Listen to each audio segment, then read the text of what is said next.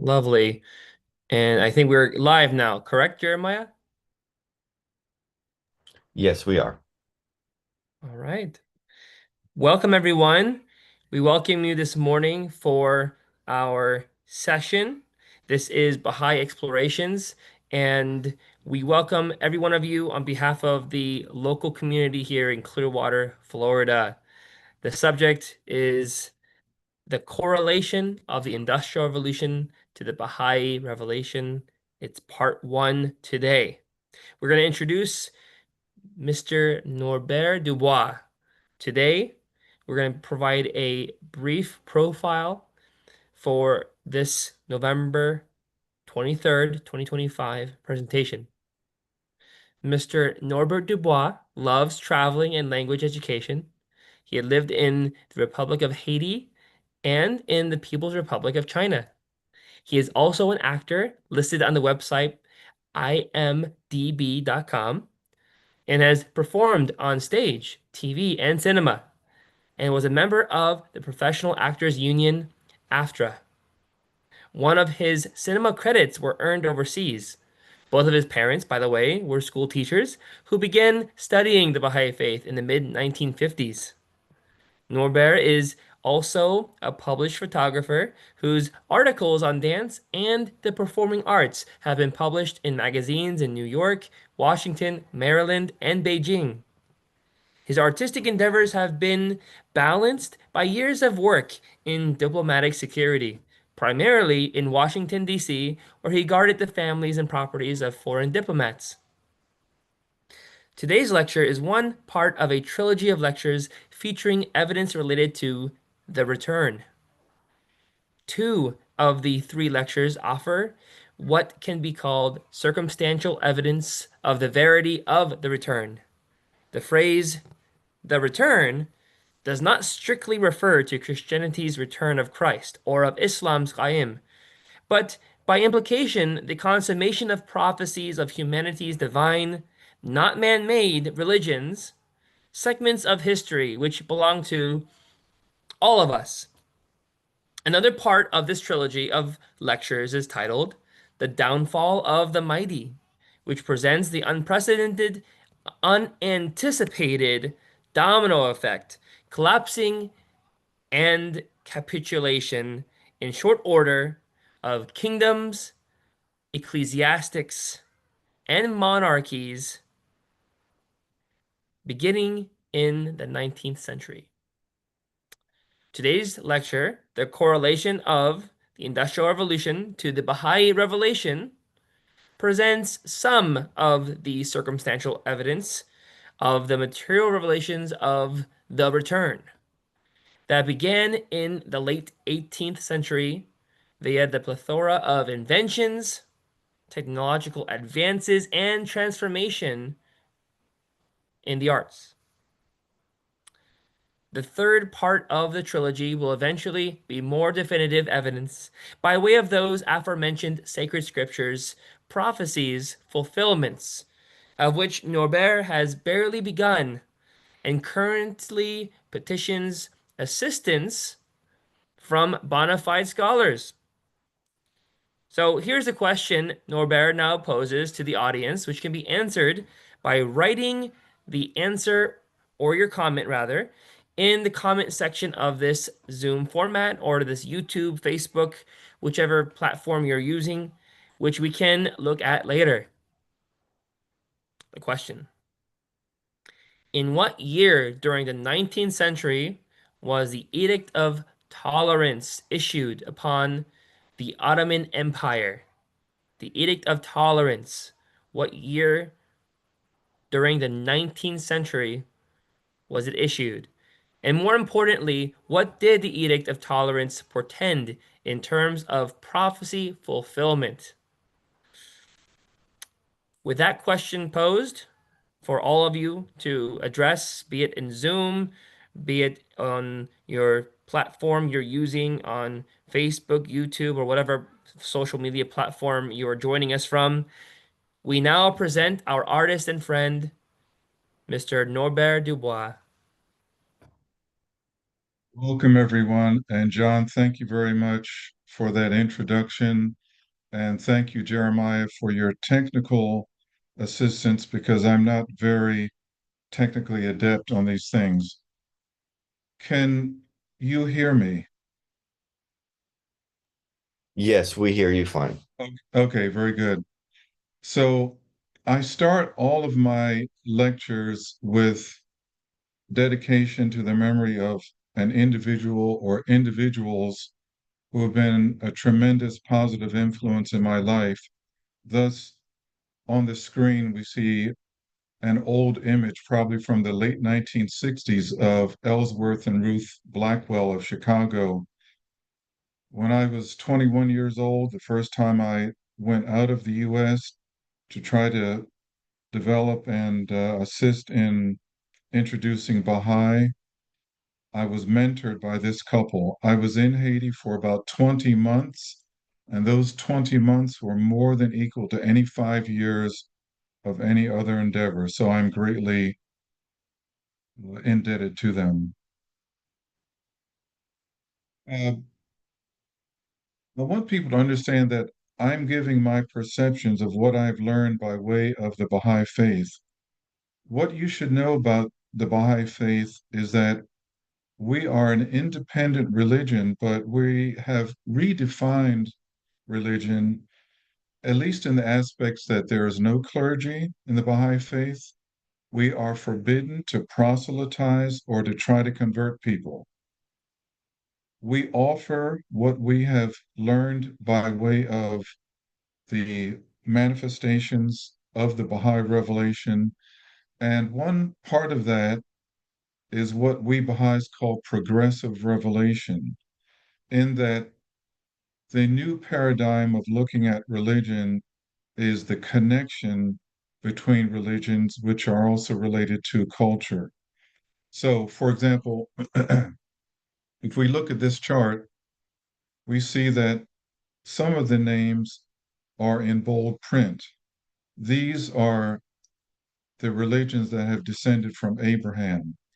We see all of these religions, and there are a few dynamic religions sent to us by way of a special individual that we may not know of. For example, Native American. And one of my friends and a true scholar, a couple of them know more about that. So, also, I should add that anything I say which sounds like my opinion or conjecture, you take that with a grain of salt. But any scriptures that I present, I want you to take those seriously. Also, from time to time, I will ask, would someone please read this screen? So I'll need a volunteer to read the screen. Here we go.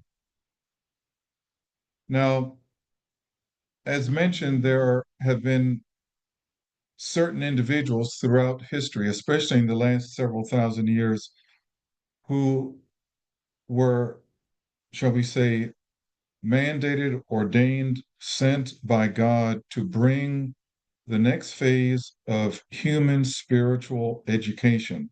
That's what religion basically is spiritual education to advance humanity little by little until now it is time for the consummation of humanity to realize we are one human species and we must advance in unity for the civilization to continue.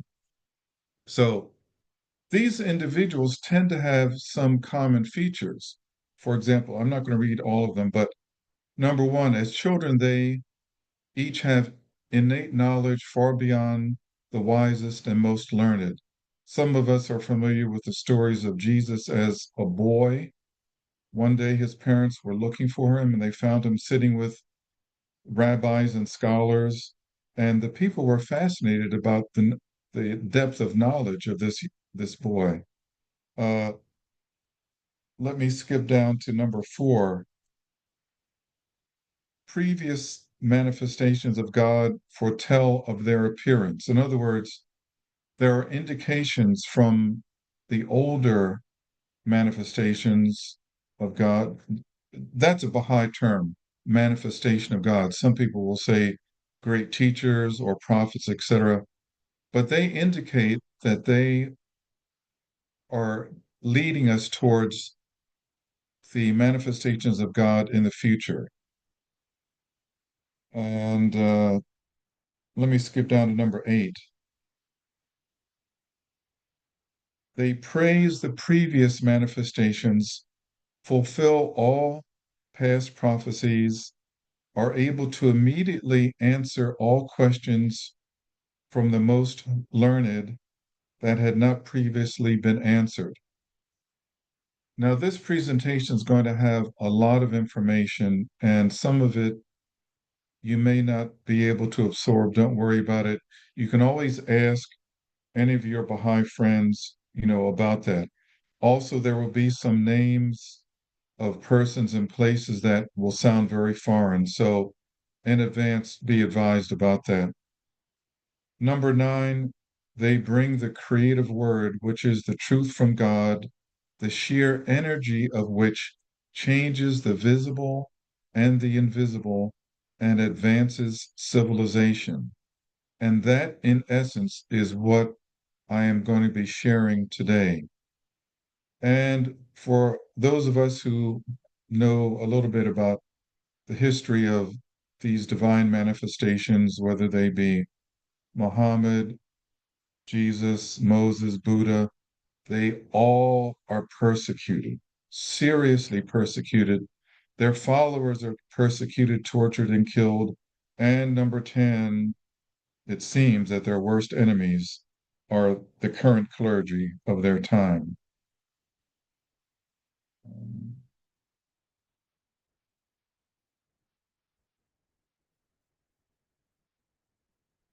So this first part of this two-part lecture covers the years 1753 to 1852. So when we go back 200 years or more, if we were going to send a letter from New York to Paris, or if we were going to travel from New York to Paris, it would take us several weeks. And of course, that is not the case nowadays. So we take these things for granted. If we were going to travel from Clearwater to Orlando back in those years, it would take us an entire weekend. And I know that some of you are saying, well, it still does because of traffic. Clothing. Clothing was designed, manufactured by hand. Washing clothes would take and consume many hours. Nowadays, we go to a store, buy clothes, toss them in the washing machine. So things were extremely labor intensive back then. So for thousands of years, the methods of international travel, communication, the transport of goods overland and clothes making, et cetera, et cetera, et cetera, were so intensive, and then came the Industrial Revolution. And my conjecture is that the question of how is slightly less important than why.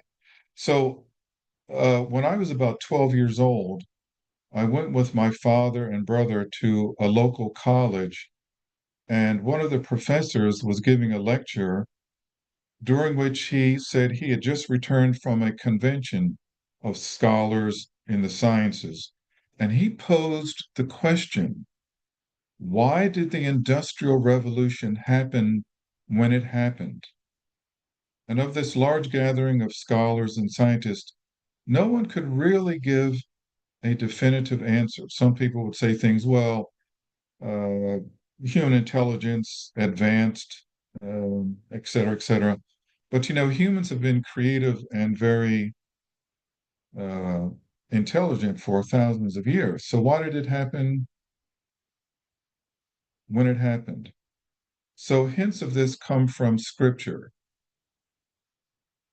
So now I'm going to ask for a volunteer to read this part here, which is from the gospel. So anyone in the audience, unmute and read this last part here. Howbeit, when he, the Spirit of truth, is come, He will guide you unto all truth, for he shall not speak of himself, but whatsoever he shall hear, that shall he speak, and he will show you things to come. From the Bible. Thank you very much.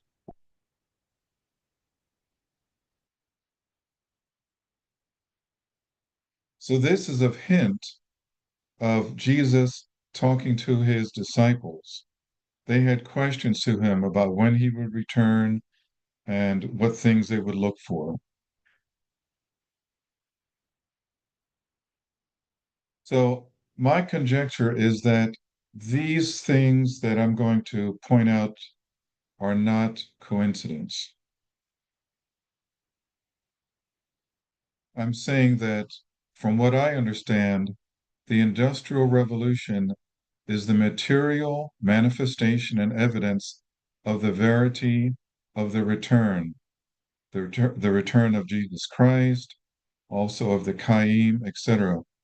Now, going into this next paragraph, I'm going to back into the mid to late 1700s. And again, some of us may be unfamiliar with this, but you can ask questions later and contact Baha'is, especially those who are scholars.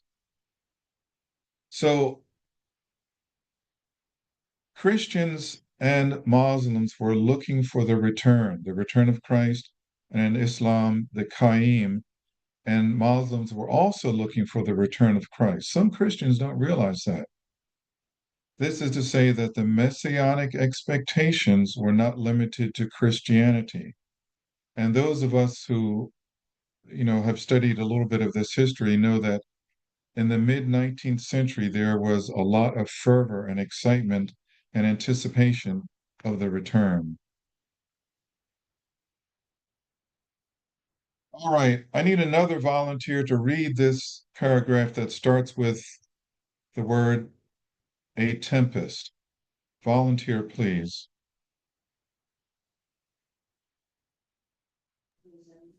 Shoghi Effendi, the great-grandson of Baha'u'llah, makes an analogy of the commencement of the Baha'i revelation, comparing it to a tremendous storm. A tempest, unprecedented in its violence, unpredictable in its course, catastrophic in its immediate effects, unimaginably glorious in its ultimate consequences, is at present sweeping the face of the earth. Its driving power is remorselessly gaining in range and momentum. Its cleansing force, however much undetected, is increasing with every passing day. Humanity, gripped in the clutches of its devastating power, is smitten by the evidences of its resistless fury. It can neither perceive its origin, nor probe its significance, nor discern its outcome. Bewildered, agonized, and helpless, it watches this great and mighty wind of God invading the remotest and fairest regions of the earth, rocking its foundations, deranging its equilibrium, sundering its nations, disrupting the homes of its people, wasting its cities, driving into exile its kings, pulling down its bulwarks, uprooting its institutions, dimming its light, and harrowing up the souls of its individual inhabitants. Thank you very much. This is a very powerful statement by Shoghi Effendi, the great grandson of Baha'u'llah. And it's obviously very evident in what has been happening, especially in the geopolitical world. So if we use this analogy of a tempest or a hurricane, which burst forth upon humanity in 1844, a focal year of messianic fulfillment of numerous prophecies from Holy Scriptures, such as the Old Testament New Testament, and the Quran, the decades preceding 1844 were the years when the first winds and rains began, preparing for the huge storm of which humanity is still engulfed.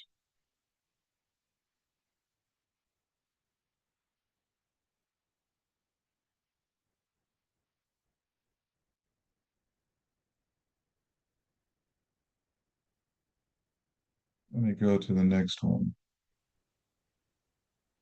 So, what I am presenting is that with the advent of the return, tremendous spiritual energy has been injected into the world, the visible and invisible, and the world's equilibrium hath been upset.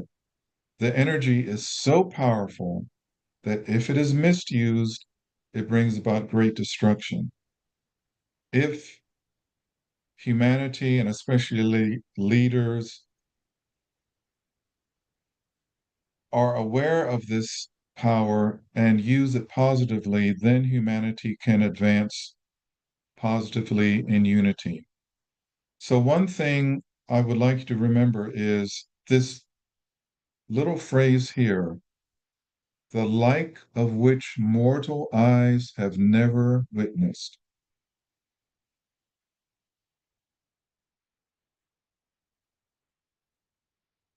So, Baha'u'llah, the manifestation of God who brought forth the Baha'i revelation, actually was a twin manifestation, a man called the Bab and Baha'u'llah. And again, these are terms with which some of us may not be familiar, but they brought this energy forth not on their own. This was brought forth from God. So this energy is so powerful. And here at the bottom, I'm going to mention that during part 2 of my lecture next week, Baha'u'llah actually wrote about things of atomic energy and interstellar travel. So, how could Baha'u'llah have done this when he was a political prisoner most of his life? He did not have formal college education. He grew up in a home of nobility. So, his tutorship in calligraphy, horsemanship, and decorum of the nobility was basically limited to that. After which, as a young adult, until he died, he was basically a political prisoner. So, how could he know about things about atomic energy and interstellar travel? We'll get to that next week. So, if we had a graph that showed humanity's innovations during the last, let's say, 200,000 years up until the mid 19th century, the level of it would be fairly level with a few blips up and down when there were basic inventions such as hand tools, basic musical instruments like a flute or a drum, the wheel, uh, technology that helped us to travel over the seas. But then suddenly, during the 19th century, these inventions and technology exploded exponentially. When I do this talk before a live audience, I actually use a long slide rule to demonstrate that. So these technologies were sporadic during the many tens and hundreds of thousands of years until the late 18th century going into the 19th century. And I mentioned these years 1753 to 1852, because, and it's not coincidental that the Reformation that started happening in Islam, which was leading towards having Muslims recognize that the return was imminent was started by an Islamic scholar uh, who was born in the mid to late 1700s. And he had a school that in Islam is called the Shaykhi School of Islam. And that started and went into the early 1800s.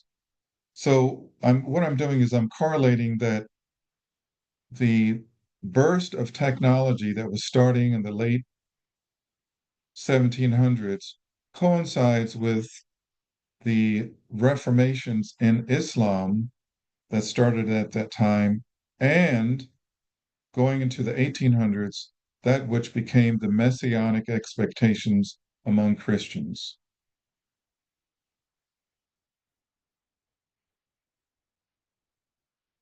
So during this period, between 1753 and 1852, here are some of the inventions. And you'll notice this symbol here. Can anyone recognize what I might be indicating for this symbol? Just speak up freely if you recognize this. Anybody? That's the male symbol. Female. Yes. So some of these inventions come from women. So machinery for hat weaving and multi-fabric weaving developed by women. The programming of the analytical machine, we'll see something about that later,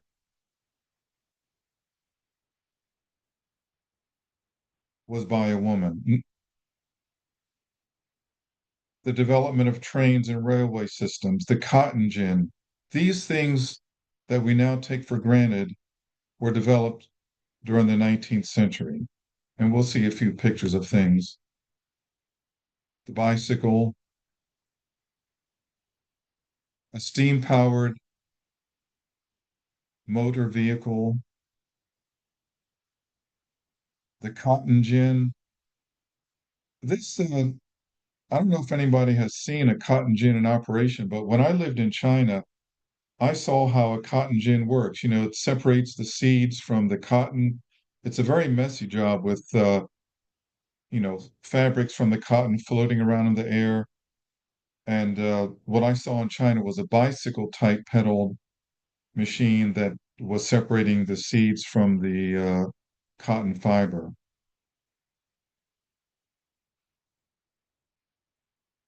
Photography developed, and this gentleman is credited with developing the first types of modern photography. And photography is one of my serious hobbies. And I don't know how much you may know about photography, but back then it was an extremely long process, which it would take maybe a day or two to develop an image. And nowadays we have digital photography, which is more or less instantaneous. This is a picture of what is considered the world's first World's Fair, the great exhibition of works of industry of all nations. And this was in London back in 1851, in which such things were presented as the telegraph, the iron frame piano, rare jewelry, a prototype of voting machine, and weaponry like revolvers, microscopes, surgical instruments, photographs, and a lot more. Now, I don't know if anyone has come up with the answer to that question that John read at the beginning about the uh, declaration of tolerance upon the Ottoman Empire, but that was in 1844. And 1844 is a very pivotal year in Messianic expectation as well. So something remarkable happened in the year 1844. Bear with me here a minute.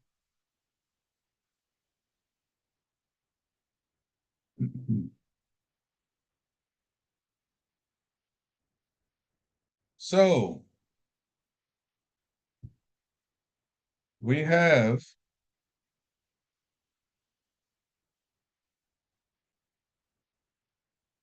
okay, this is time for your midterm exam.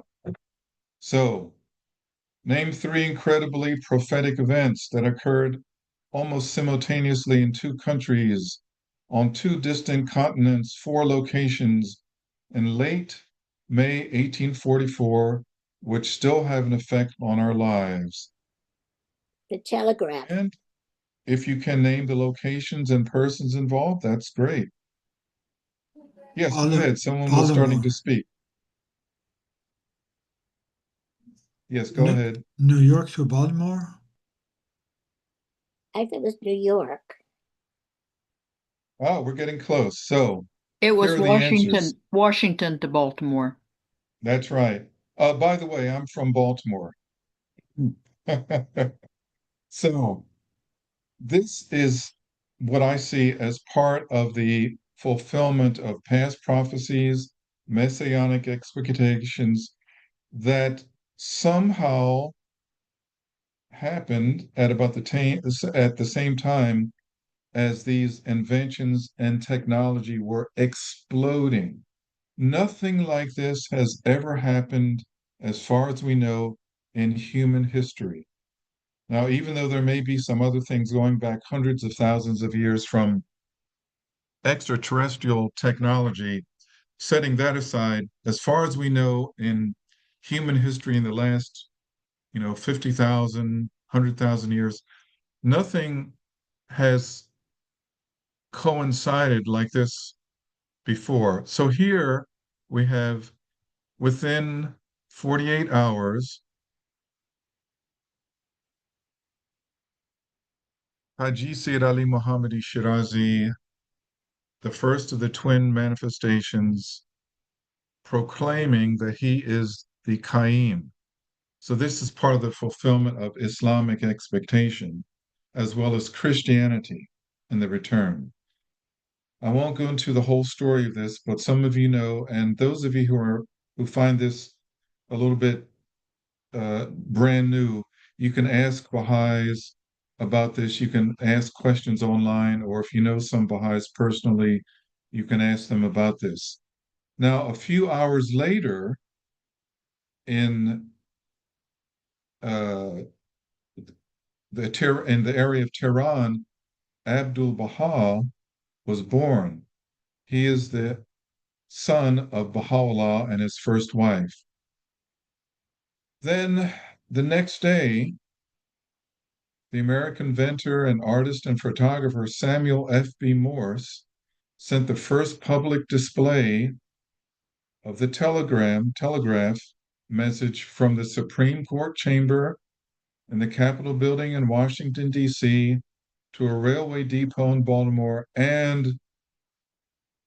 sent this quotation, "What hath God wrought?" That, my friends, I believe is not a coincidence.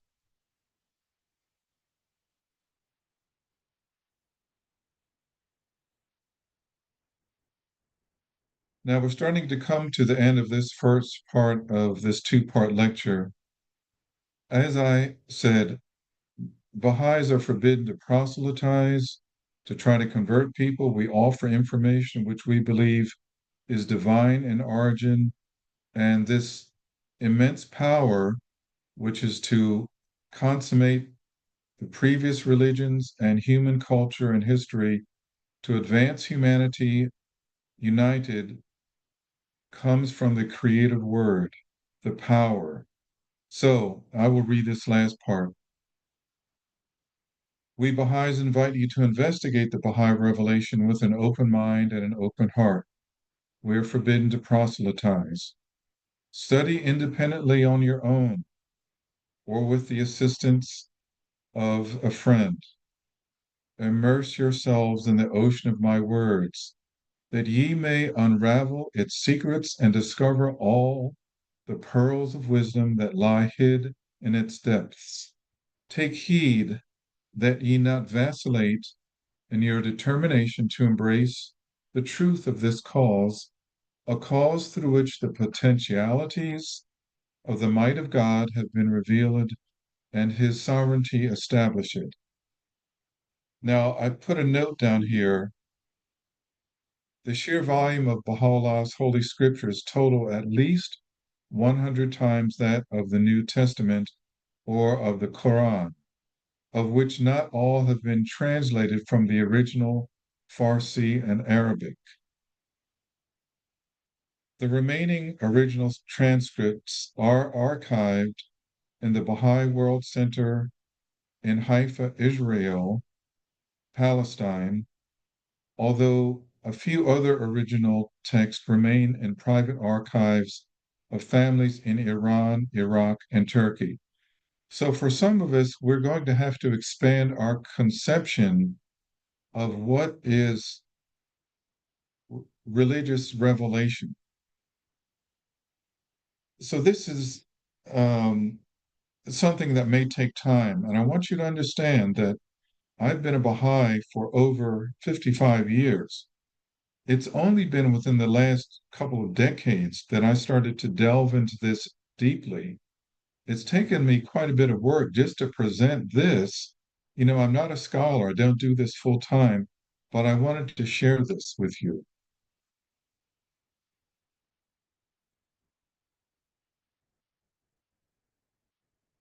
This is one of the last slides we'll see, and I will read this. And for those of you who are familiar with biblical scripture, especially the Gospels, you can understand some of this. And for those of you who come from an Islamic background, you may understand a couple of these things that are underlined.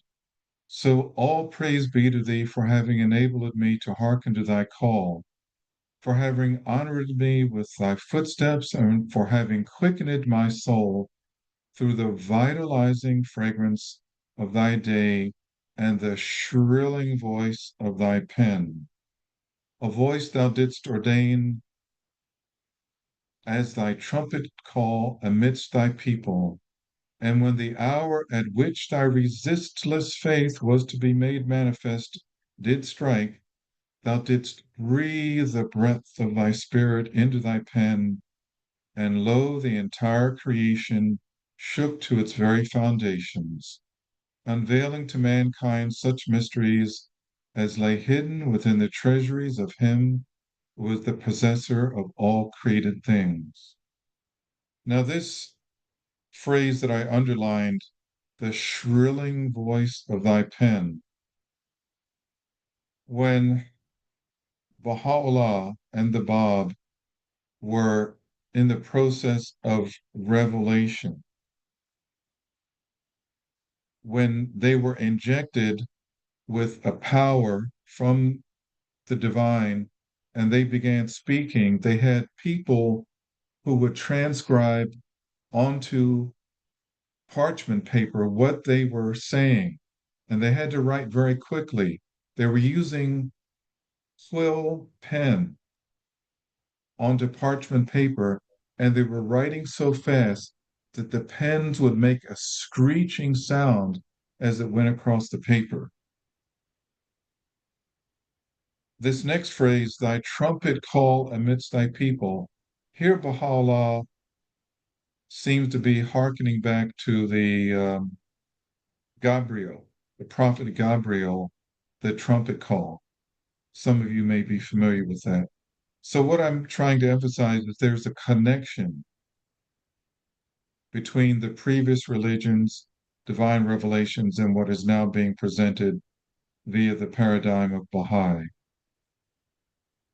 Thank you very much.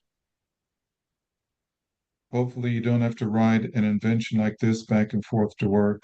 Can you imagine a steam-powered bicycle? Now, I'm going to leave a couple of these screens uh, visible because some of you may want to jot down some references. I'm in at the bottom here.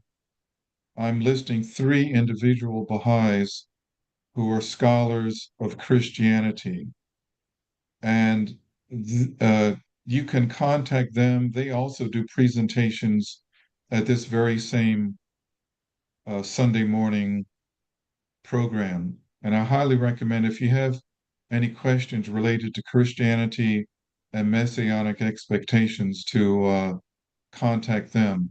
But I'll leave this screen up because here are some books that I think are worth looking into. And I personally have read all of these books and a few more. Oh, the only book that I haven't read is the one by Frances Worthington, her book about Abraham, one prophet, 3 wise, 5 religions. So that concludes my presentation, and I will try to answer any questions as best I can.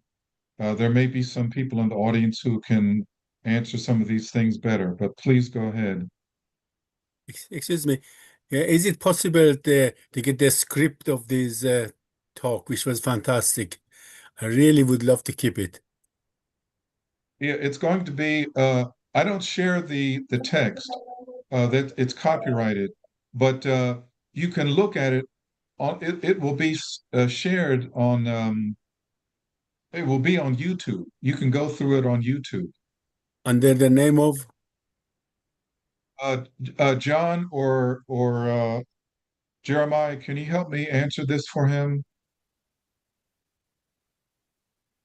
Yeah, so you'll be able to replay the video anytime you would like to pause and find the references, get the references directly off the video.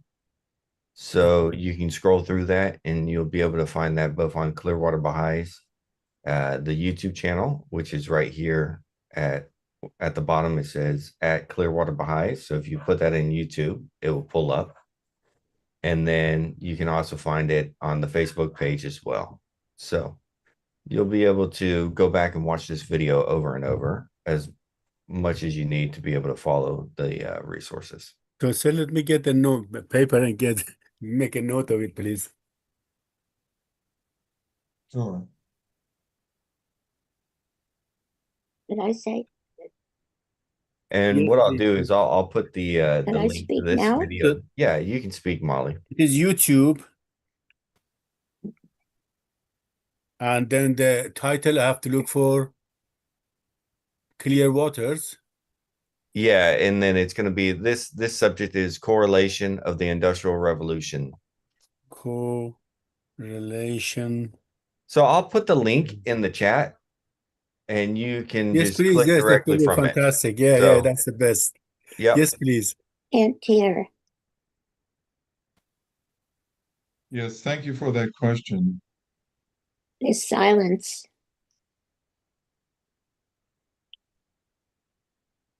Yes, go ahead. Someone else wanted to ask something?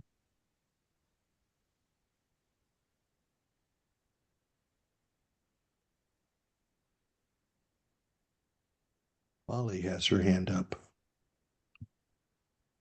Clear water. And where is the message you have sent? Is it chat box? Can't hear. It's silence. Hi, Molly. Do you hear us? I think Molly's having technical problems on her end. So what is the address in the notes? The chat box? So, Oh, yeah, you should see it now. I should see now. Okay, let me see chat box. Thank you. Let's see. Where is it? Can't see it. Let's see. New chat. Everyone. Oh, yeah, that is the one. Is it YouTube? So let me go right to the bottom and then get everything. Yes. Molly, John, and copy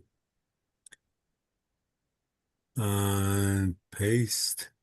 So do we have any other questions? And if you'll just follow you'll be able to get a copy of the chat when the session is over. So you can go back and look at that as well later. Okay, so let me see. So do we have any other, Edward, you have your hand raised, so go ahead. Okay, thank you. I think Molly is back on now too, and I believe she wanted to speak. Molly, are you back with us? Yes, I'm back. You were first. Oh, thank you. When the Bob went on pilgrimage to Mecca by boat, it was so miserable, long, painful, and lack of food. And he prayed for the advancement and comfort of the boat travel. And when I go on cruises, I always think of this prophecy. What a difference from the time of the Bob to now. Yeah. In fact, in part 2 next week, I actually refer to that. So come back next week and invite your friends because I make reference to that. Incidentally, the voyage of the Bab with Qudus for pilgrimage to Mecca, there's a similarity of Christ and his disciples who were on a boat that went through a serious storm also. Yes. So come back next week and yeah, we'll go over that. Was it Suhail that was asking about the links and all? Who was it that was asking previously about the links to see this? Hodra. So, where is he from? Are you, if you're still online, tell me where you are from, which part of the country or world? He needs to unmute himself first. He's muted. Okay. We can't hear him.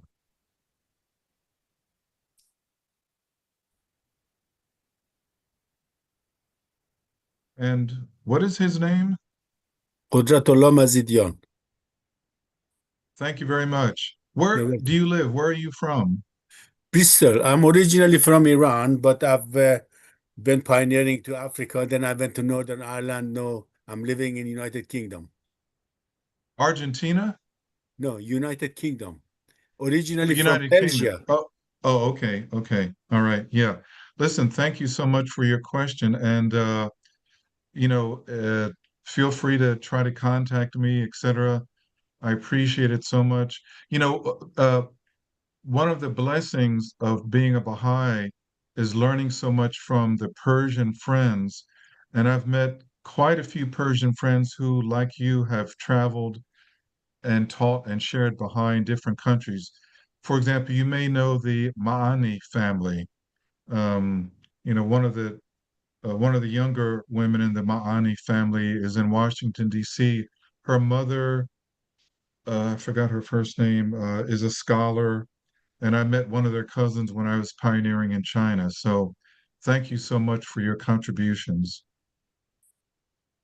Thank you very much. It was really, I love this subject actually.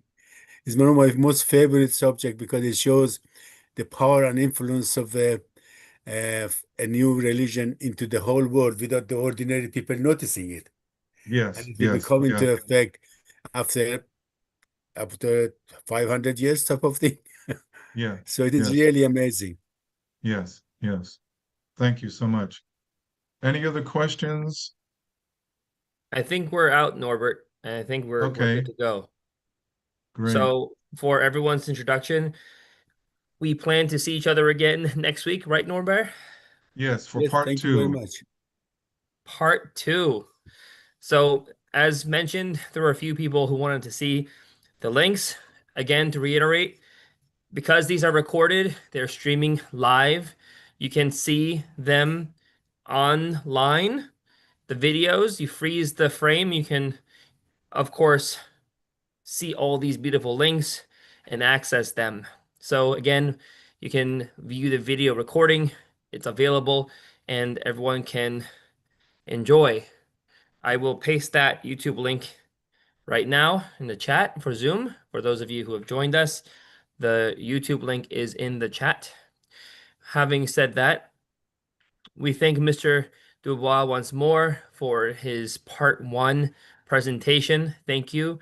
And we welcome all of you who have participated those of you who have watched, those of you who have asked questions, and of course, those of you who are joining the first time next week. We look forward to all of you joining us. And once more, please share the join info with those who may have wanted to join, but they didn't know how. Having said that, we hope you have a beautiful Sunday, all of you. Thank you again, Mr. Dubois, and we look forward to seeing everyone next Sunday for part 2 of this series. Bien sûr, Thanks. juste